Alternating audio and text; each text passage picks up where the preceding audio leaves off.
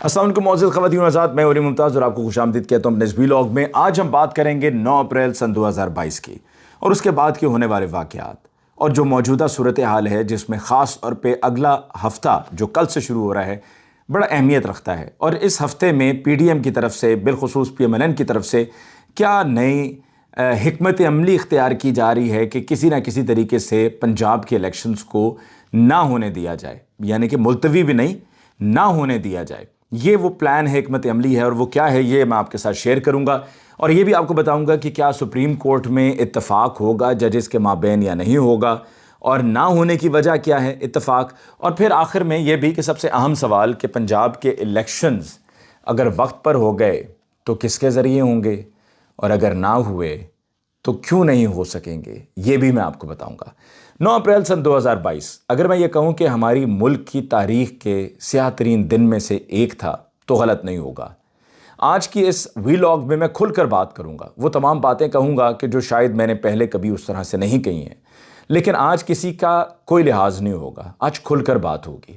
9 April سن 2022 کے جب vote of no confidence ہونا تھا، ووٹنگ ہونی تھی، اور یہ سب کیوں ہو رہا تھا؟ یہ سب اس وجہ سے ہو رہا تھا کہ پاکستان تحریک انصاف کی حکومت 3.5 سال سے حکومت میں تھی، 1.5 سال باقی رہ گیا تھا، یہ ٹائم بھی گزر جانا تھا، لیکن 13 جماعتیں ایسی تھی ہماری ملک کی، اور ان کے لیڈرز ایسے تھے جن کو یہ نظر آ رہا تھا کہ اگر عمران خان صاحب کی حکومت کو نہ گرایا گیا تو نہ گرانے کے نتیجے میں ان کی بقیہ زندگی جیل میں گزرے گی، اور ان کے پاس اور کوئی چارہ نہیں تھا ماں سوائے اس کے کہ وہ پی ٹی آئی کی حکومت کو ٹاپل کریں، یعنی کہ ایک طرح سے سافٹ کو کریں۔ اور یہ انتہائی غیر جمہوری اقدام تھا۔ غیر جمہوری اقدام اس طرح سے تھا کہ اگر صرف پی ٹی آئی کی حکومت کو ان ہاؤس تبدیلی کر کے چینج کر دیا جاتا، یعنی کہ اپوزیشن کے پاس نمبر زیادہ ہیں، پی ٹی آئی کے پاس کم تھے، تو اب حکومت کی چھٹی کر دیں، حکومت کو گھر بھیج دیں، بات سمجھ میں آتی ہے۔ لیکن جب منڈیاں لگیں، جب خریداری ہو ایم این ایز کی اور ایم پی ایس کی، جیسے کہ پہلے بھی چھانگا مانگا میں ہو چکا، پھر اس دفعہ سندھ ہاؤس میں ہوا، پنجاب میں ہوا کہ پنجاب میں آپ نے پی ٹی آئی کے ایم پی ایس کو خریدا کہ تاکہ وہاں پر اپنے بیٹے، اپنے ہر دل عزیز بیٹے، اپنے یعنی کہ ان کے ہر دل عزیز بیٹے حمزہ شہباز کو سی ایم بنایا جا سکے، اور آپ نے ایک حکومت کو، ایک چلتی ہوئی حکومت کو گھر بیچ کے ملک کو تباہی کے دہانے پر لا کر کھڑا کر دیا۔ آپ کیا ملک کی معیشت کو سدھارنے آئے تھے؟ قطعاً نہیں۔ آپ کیا ملک میں درپیش مسائل کو ختم کرنے آئے تھے؟ قطعاً نہیں۔ آپ کیا ایک غریب آدمی کی آواز بننے آئے تھے؟ قطعاً نہیں۔ کیا آپ عوامی فلاح و بہبود کے لیے کوئی منصوبے لے کر آئے تھے؟ قطعاً نہیں۔ آپ نے جو کہا وہ سب جھوٹ تھا، جھوٹ تھا اور صرف جھوٹ تھا۔ آپ نے حکومت گرانے سے پہلے یہ کہا کہ ہم مہنگائی ختم کریں گے، آپ نے مہنگائی ختم نہیں کی، آپ نے مہنگائی بڑھا دی۔ آپ نے کہا کہ ایک غریب آدمی جو کہ پریشان ہے، روزگار اس کے پاس نہیں ہے، اس کو روزگار فراہم کیا جائے گا۔ آپ نے روزگار کیا فراہم کیا؟ آپ نے جو روزگار تھا بھی اس کو بھی چھین لیا۔ آپ نے کہا بجلی کے بل لوگوں کے بہت آتے ہیں، ہم لوگوں کی اس پریشانی کو سمجھ سکتے ہیں، ہم لوگوں کو ریلیف دیں گے۔ آپ نے کوئی ریلیف دیا؟ قطعاً نہیں۔ آپ نے بلکہ الٹا کیا، آپ نے بجلی کے نرخ بڑھا دیے۔ آپ نے کہا عوام کے لیے پیٹرول ڈیزل بڑا مہنگا ہے، عوام بڑی پریشان ہے، اور ہمیں عوام کی اس پریشانی کا احساس ہے۔ آپ نے حکومت میں آ کر کیا کیا؟ آپ نے پیٹرول بھی مہنگا کر دیا، آپ نے ڈیزل بھی مہنگا کر دیا۔ ڈالر جو پہلے 200 سے نیچے تھا، آپ نے کہا یہ 200 سے نیچے ڈالر، ہم تو اس کو آنے سے پہلے کہا کہ ہم تو اس کو لے جائیں گے 150 پہ، 100 پہ لے جائیں گے، آپ نے لا کر اس کو 300 پہ کھڑا کر دیا۔ اس سب کے کرنے کے بعد ستم ظریفی یہ کہ آپ کو شرم تک نہیں آئی، آپ میں احساس نام کی چیز ہی نہیں ہے۔ آپ نے آ کر صرف ظلم کیا، آپ نے آ کر صرف اپنی کرسی کو، اقتدار کی کرسی کو، وہ تمام تر اقدامات کیے کہ ہم سے کوئی چھین نہ سکے۔ آپ نے ان سب کو بھی قبول کر لیا جن کے ساتھ آپ کی سیاسی مخالفت رہی، صرف اقتدار کی خاطر، صرف اپنے کیسز کو ختم کرنے کی خاطر۔ اور اسی سلسلے میں آپ نے آ کر نیب قوانین میں ترمیم کی، اور اس کے بعد ایک ایک کر کے خود بھی اپنے عزیز و اقارب کو بھی آپ نے معاف کروایا، اور پھر لوگوں کی آنکھوں میں یہ دھول جھونکنے کی کوشش کی کہ ہم بڑے پارسا ہیں، یہ دیکھیے ہمارے خلاف جو کیسز تھے وہ بے بنیاد تھے، اور ہم اس میں سے بری ہو گئے ہیں۔ بری تو آپ جس طریقے سے ہوئے یہ پورا ملک جانتا ہے، اور پورا ملک جانتا ہے۔ تو 17 جولائی کو جب ضمنی انتخابات ہوئے پنجاب میں، تو آپ نے دیکھا کہ نتیجہ کیا نکلا. آپ نے دیکھ لیا کہ آپ کی تمام تر جو دھاندلی کی کوششیں تھیں وہ بھی ناکام ہوئیں.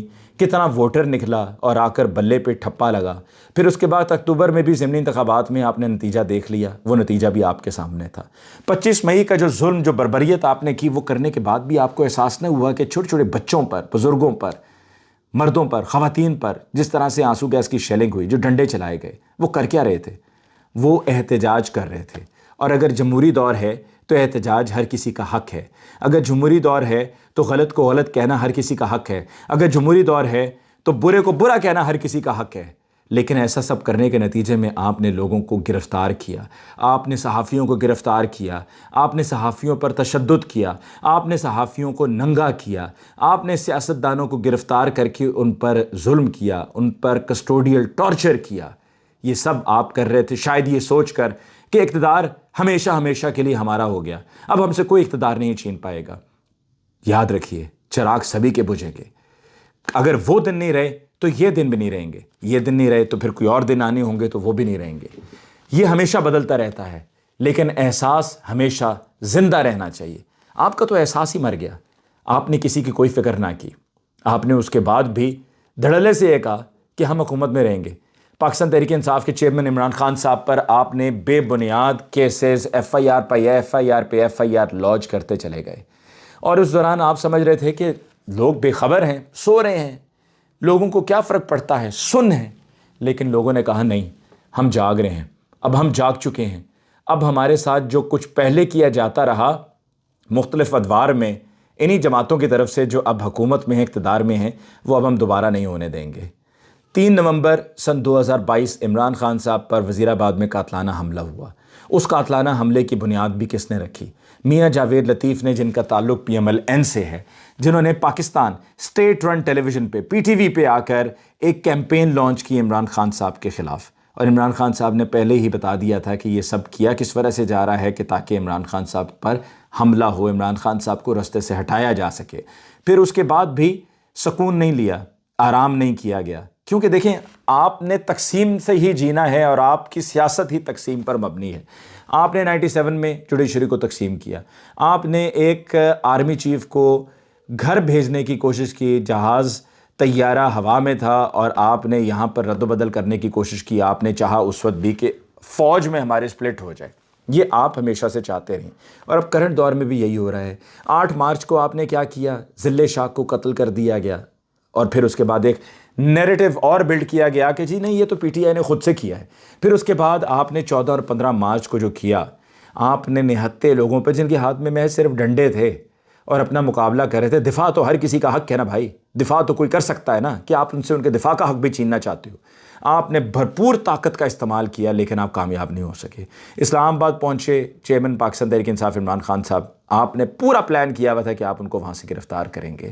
آپ ان کو وہاں پر بھی گرفتار نہیں کر سکے کیونکہ ایک عام آدمی، صرف پی ٹی آئی کا ورکر نہیں، ایک عام آدمی گھر سے نکلا اور اس نے کہا کہ میں مقابلہ کروں گا، میں ڈٹ کر کھڑا ہو جاؤں گا. اور اب عدالتوں کو تقسیم کر رہے ہیں صرف اس لیے کہ تاکہ پنجاب میں الیکشنز نہ ہوں، کیونکہ آپ کو یہ معلوم ہے کہ پنجاب ہی سب کچھ ہے. اگر آپ پنجاب سے ہارتے ہیں تو آپ قومی اسمبلی میں بھی کامیاب نہیں ہوں گے. جب عمران خان صاحب نے دسمبر میں کہا تھا کہ آؤ بیٹھو بات کرو، اس وقت تو لگ رہا تھا کہ نہیں، ہم نے ووٹ آف کانفیڈنس کے لیے گورنر کے ذریعے اپنا پلان چلا دیا ہے، اب ان کو ووٹ آف کانفیڈنس لینا پڑے گا، وہ یہ لے نہیں سکیں گے، ہم نے ان کے بندے غائب کر دیے ہیں، نمبرز پورے نہیں ہوں گے، پھر اس کے بعد ہماری حکومت بن جائے گی. آپ اس میں ناکام ہوگے تو آپ نے کہا چلو ٹھیک ہے، پھر اپنی مرضی کا وزیر اعلیٰ لگا لو نگران، اور نگران حکومت اپنی مرضی کا، آئی جی مرضی کا لگا دو، تمام افسران اپنی مرضی کے لگا دو، بیوروکریسی میں اپنی مرضی کے بندے لگا دو، پلانٹ کر دو، اور وہ پلانٹ کرنے کے نتیجے میں مرضی کے رزلٹس بھی ملیں گے اور ہمیں کوئی ہلا بھی نہیں سکے گا. وہ ان کو معلوم ہے، پتہ چل چکا ہے. ایک دفعہ الیکشن تو کرواؤ، ووٹ کی طاقت سے عوام آپ کو اور آپ کی سیاست کو، آپ کی سیاست کو عوام دفن کر دے گی، آپ کو پچھاڑ دے گی. اور اب اگلے ہفتے میں کیا ہونے جا رہا ہے؟ جی اگلے ہفتے میں ایک تو یہ کہ وفاقی کابینہ کا آج اجلاس ہوا ہے، اس میں یہ پلان طے کر لیا گیا ہے. قومی اسمبلی سے ریزولوشن ایک پاس کی جائے گی کہ جی chief justice of Pakistan Umar Ata Bandial کو ہٹایا جا رہا ہے، جبکہ وہ نہیں کر سکتے، ان کا اختیار نہیں ہے، اور جو کچھ بھی کر رہے ہیں وہ ان کے اختیار میں ہے ہی نہیں. یہ ان کا یہ ماسٹر پلان ہے، یہ ان کا وہ خوفناک پلان ہے. نیشنل سیکیورٹی کمیٹی کی میٹنگ میں وہ یہ چاہ رہے تھے کہ وہاں سے ایک اعلامیہ آ جائے، لیکن وہ اعلامیہ لانے میں کامیاب نہیں ہو سکے، اس وجہ سے کہ پس پشت مدد ضرور مل رہی ہے اور آگے بھی یہ نظر آ رہا ہے کہ مدد ملے گی، لیکن اس کو تحریری صورت میں جو وہ چاہ رہے تھے کہ لایا جائے اور مزید پریشر ڈالا جائے جوڈیشری پر، اس پہ وہ کامیاب نہیں ہو سکے۔ ریفرنسز جو فائر ہوئے ہیں اس میں سے کچھ نہیں نکلے گا، کچھ حاصل وصول نہیں ہوگا۔ چیف جسٹس امرتا بندیال صاحب نے یہ فیصلہ کر لیا ہے کہ وہ استعفیٰ نہیں دیں گے، وہ اپنی سیٹ پر اپنی کرسی پر ڈٹے ہوئے ہیں، بلکہ جو ان کا مخالفت میں گروپ ہے قاضی فائز عیسیٰ صاحب، جسٹس قاضی فائز عیسیٰ صاحب، ان کے لیے بھی بری خبر اس ہفتے میں آئے گی۔ حکومت کی جو پلاننگ ہے وہ سب رائے گاں جائے گی، حکومت کی پلاننگ سے ان کو کچھ حاصل وصول نہیں ہوگا، صرف گند گھولا جائے گا۔ الیکشنز ابھی وہ نہیں کروائیں گے۔ کل 10 اپریل کو سپریم کورٹ آف پاکستان میں 11 تاریخ کو بتانا ہے، 10 اپریل تک الیکشن کمیشن آف پاکستان کو جو وزارت خزانہ نے فنڈز دینے ہیں وہ فنڈز نہیں دے رہے ہیں۔ کل اقتصادی رابطہ کمیٹی کا اجلاس بلایا گیا ہے، اقتصادی رابطہ کمیٹی کا اجلاس کے ذریعے ہی یہ فنڈز کی آگے پہنچانے کا سلسلہ ہونا تھا اور یہ طریقہ کار یہی ہے، لیکن کل کی جو اقتصادی رابطہ کمیٹی ہے اس کے اجلاس کے ایجنڈے میں الیکشن کمیشن آف پاکستان کو پنجاب کے الیکشن کے لیے کم از کم 10 ارب روپیہ جو دینا ہے وہ ان کے ایجنڈے میں شامل فی الوقت نہیں ہے۔ ابھی تک کی یہی اطلاعات ہیں کہ ان کے ایجنڈے میں شامل نہیں ہیں، اور کوشش یہی کی جا رہی ہے کہ الیکشنز کو ملتوی بھی نہیں بلکہ اکتوبر تک یہی سمجھے نا کہ وہ ملتوی نہیں ہے اور سمجھے نہیں ہونے، کیونکہ اکتوبر میں جا کے انہوں نے ایک نئی کہانی کر کے پیش کر دینی ہے۔ چیف جسٹس بہرحال ڈٹے ہوئے ہیں اور عدالت سے ہی ان کو منہ کی کھانی پڑے گی، عدالت سے ان کو جواب ملے گا، اور آخر میں ان کو پسپائی ہوگی، ناکامی کا سامنا کرنا پڑے گا، اور جیت عوام کی ہوگی، عوام کے ووٹ کی ہوگی، اور عوام جب نکلے گی اب کی بار ووٹ دینے تو دنیا دیکھے گی۔ مجھے علی ممتاز کو دیجیے اجازت، اللہ نگہبان۔